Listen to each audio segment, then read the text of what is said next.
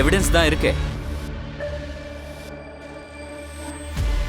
இவ்வளோ சரியா பிளான் பண்ண தெரிஞ்ச உனக்கு அந்த ட்ரக் பாட்டில் சிம்பிளா தூக்கி போட்டது தப்புன்னு உனக்கு தெரியலையே நண்பா. பயப்படாத, அந்த பாட்டில் பத்திரமா என்கிட்ட தான் இருக்கு. அப்புறம் டேங்க்ல இருந்த தண்ணியில எடுத்த சாம்பிள்ஸ், உன்னோட வைஃபோட வாக்குமூலம் எல்லாம் பத்திரமா இருக்கு. அது மட்டும் இல்லாம உன்னை ஜெயில அனுப்புறதுக்கான ஏற்பாடு நான் எப்பவோ பண்ணிட்டேன். டேய், உனக்கு தான் எல்லாம் தெரியுமே. நான் தெரியாம தப்பு பண்ணிட்டேன்டா. நான் வேணா உனக்கு கொஞ்சம் காசு அரேஞ்ச் பண்ணி தரேன். எவ்வளவு கொடுப்ப? ஒரு 5 லட்சம்.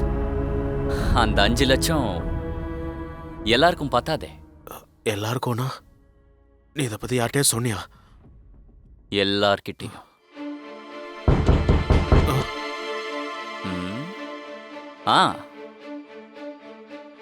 அவங்க உன்னை தேடிதான் வந்திருக்காங்க. என்னடா உனக்கு ரொம்ப பயமா இருக்கோ? பயங்கிற விஷயம் உனக்குள்ள எப்பயோ வந்துருச்சு. இதெல்லாம் அரேஞ்ச் பண்ண கொஞ்சம் கஷ்டப்பட்டேன்.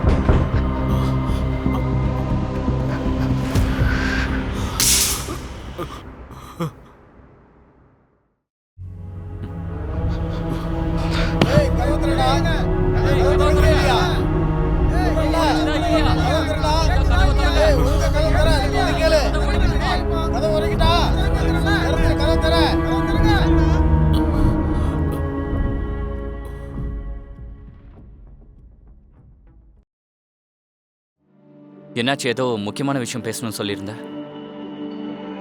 ராகுல், நீ ஏவி டெக்னாலஜிங்கிற கம்பெனி பத்தி கேள்விப்பட்டிருக்கியா?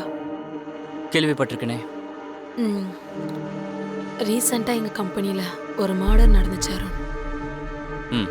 ஒருவேளை நியூஸ்ல பார்த்திருப்ப. அந்த குற்றவாளியை தான் போலீஸ் அரெஸ்ட் பண்ணிட்டாங்களே. எனக்கு அந்த கேஸ் விஷயமா உன்கிட்ட கொஞ்சம் பேச வேண்டியது இருக்கு.